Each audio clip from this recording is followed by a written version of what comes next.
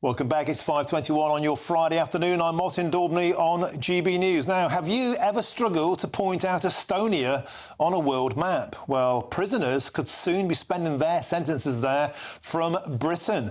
Government sources have revealed plans are being considered to transfer criminals to Estonian jails, which has been labelled as a solution to tackle Britain's rampant overcrowding prison crisis. Now, the Estonian Justice Minister revealed that a number of countries are interested in using their unused prison spaces. So, is this Labour's plan to tackle the crisis, and how effective would it actually be in practice? Well, we're now joined by the barrister and writer and great friend of the show, the superb Stephen Barrett. Stephen, always a delight to have you on the show. Let's start with the basic. Always a pleasure. Let's start with the basics. So, can this ever work? We've seen with Rwanda, not a single person was ever able to be flown out there because of all sorts of human rights issues, the ECHR. What chance a British inmate, let alone a foreign national, being sent to Estonia? Before we ascertain whether it's a good idea or not, is it practicable? That is the most important point, and that's where I will focus, and I think all of us should really focus, because this government has inherited exactly the same legal system as the last government. Now, legal systems must be consistent, rules must be applied consistently, so the takeaway from that is that I don't see this Estonia plan working. I didn't see, and that's, I take no side against British governments. I told the last one that their Rwanda scheme would not work because they had not fixed the wiring. And I will tell this one that this Estonia scheme will not work because they have not fixed the wiring. Now, that comes with a very important caveat, Martin, because it is absolutely vital that the human rights lawyers do not stay silent, that the ECHR does not simply, turn into tumbleweed. We cannot have a system where laws only apply to one type of government and not to the other type of government. That is a rule of law crisis. So if almost in a way, if this government got people to Estonia, that would be a far bigger problem than actually people being in Estonia. And I hope that makes sense. It does. And it brings me to my next question. We have 10,321 at the moment foreign prisoners in British jails. Now, a lot of these countries we already have returns deals with, or so we thought, yet still we have almost 1,500 Albanians in British NICs, 856 Polish, over 750 Romanians, 400 Lithuanians, 400 Jamaicans, 199 Nigerians, 300 Somalians. You get the picture. We already have a lot of people in our jails, which perhaps you could argue they should be back in their own jails. So before we even get to Estonia, why can't we get those people back to their countries? That's 10,000 places we could free up straight away, Stephen. It absolutely is. And it goes back to a central problem that I like to highlight. And when I first started speaking in public, I'd often get a little criticism saying, oh, you're not this X type of lawyer. You're not X type of, you don't do this little silo of practice. What's been going on for your listeners and viewers to understand is that in the last 30 years, we have produced masses of new laws, endless reams of law that all it's done is too much for any one person to understand. I mean, even I don't pretend to try and understand all of it, although in order to understand constitutional law, I try my best, because I think you must have a greater oversight of the entire system. The system is so fat with words, so big with law, that it's breaking in the same way, but in these different little silos. So what you talked about there was the problem with extradition. So extradition law isn't functioning. We know that because there are 10,000 foreign prisoners who aren't being extradited.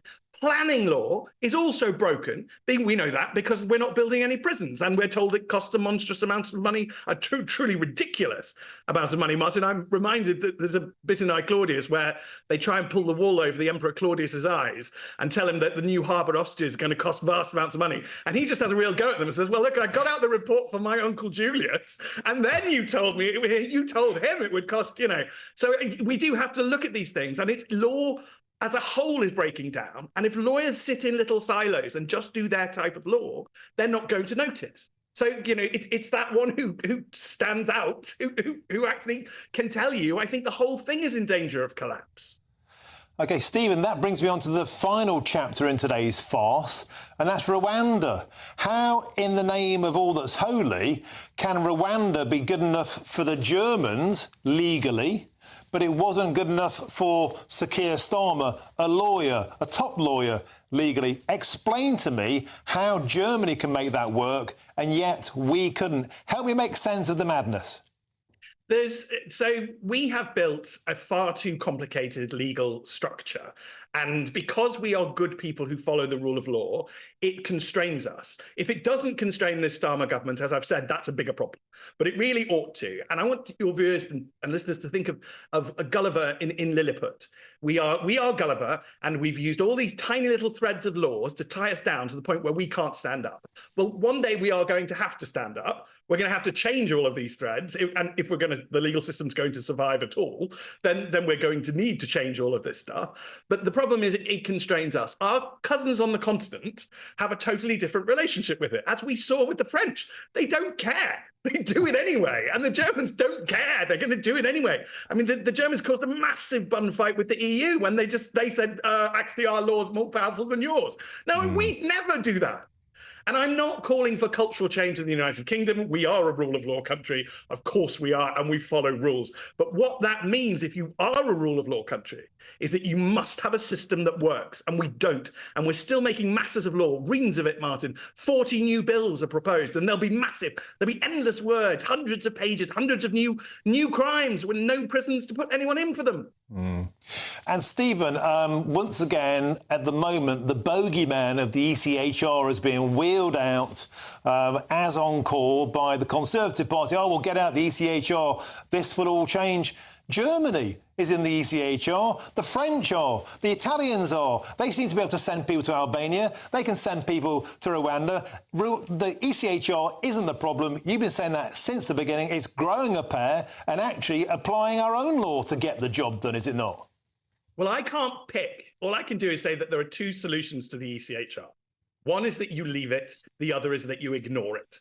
But if you stay in it and you follow everything it does, you are trapped, and it runs your country and you don't. And that's just, I mean, people will say, oh, that's terribly politically controversial. Nonsense. That's not even a political position. I suppose there are three options. You can stay if you want to. If you want to leave, you can leave it. And if you want to stay in and have it work, you've got to ignore it, like the French and the Germans and the Italians and everyone else. But you can't have our special British way. And we did invent this. And I mean, maybe it is, I will express a political position. I'm quite proud of the rule of law. I like it. And I quite want a system that works. And if anybody wants my help, I can help them fix this system. It's going to be like open heart surgery on a legal system. You're going to have to delete vast amounts of stuff without causing societal collapse. It's going to be quite tricky.